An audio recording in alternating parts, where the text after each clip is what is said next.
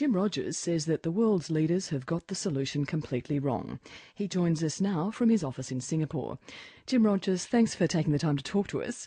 Now, Warren Buffett said today that the US economy has fallen off a cliff and that the next problem will be skyrocketing inflation. Is he being overly pessimistic? No, he's exactly right. I'm glad Warren finally caught on to what's happening, because it's going to be much worse than he says. He says it can't get any worse. He says this is the worst case scenario. He's wrong. It's going to get worse. How much worse? Well, it's certainly going to be the worst since the 30s, and it looks as though it's going to be as bad as the 30s. Ask me in 6 months, it might even be worse than the 30s. It is staggering to me how badly the politicians are handling this, and they're just making it worse. For 2 years, they've been trying to do something, and everything they do makes it worse. It's mind-boggling. Well, Mr. Buffett is urging politicians in the US to get behind the president and his stimulus packages, but you're saying that the policies of the US and indeed the UK and Australian governments are actually making things worse? Why?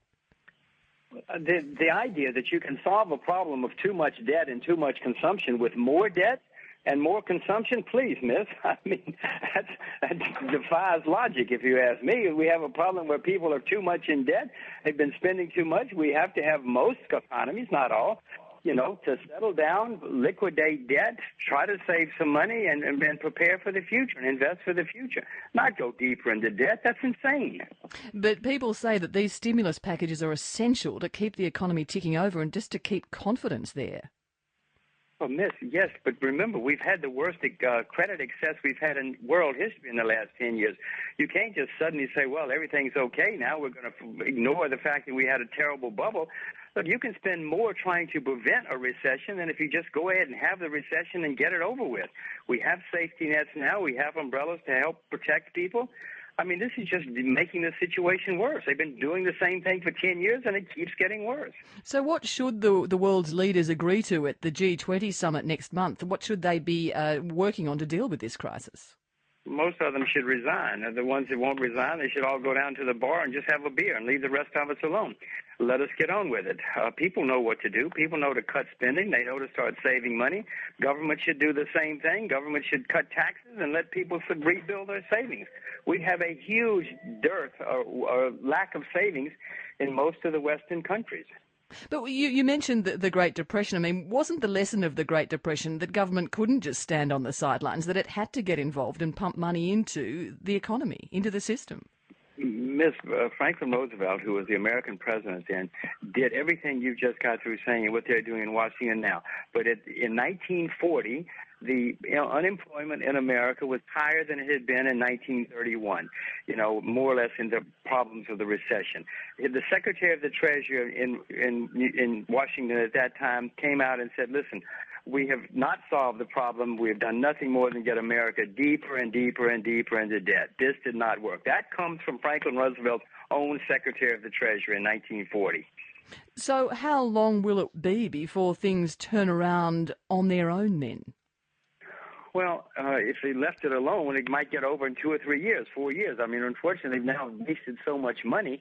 If they'd taken $700 billion as they did in the U.S. and started a sound bank, my goodness, that could be a huge and successful sound bank making loans. So what they've done is they've thrown hundreds of billions of dollars into unsound losing banks, trying to prop up losing assets. I know your mother taught you not to throw money down a rat hole. I know your father told you not to throw good money after bad. That's what they're doing now. They've got to let people go bankrupt. They've got to clean out the system. We have to start over. Yes, we're going to have a hard 2 or 3 years, but we had a huge, huge bubble. Somebody has to pay for that. I don't particularly like it. None of us do. But facts are facts. So you say it'll take 3 years without the stimulus packages. What if these stimulus policies continue? How long then will it take for us to get out of this crisis? Well, by this time next year, everybody's going to realize that none of this has worked. Remember, we're 2 years into it already, and nothing has worked to date. But by this time next year, people will realize nothing's working. America will be much, much deeper into debt. You're going to see inflation. You're going to see higher interest rates. You're going to see a declining U.S. dollar. And you're going to see social unrest. This is not a good time. Now, you rocked financial markets with your blunt statement that this crisis will finish Britain. What exactly do you mean by that?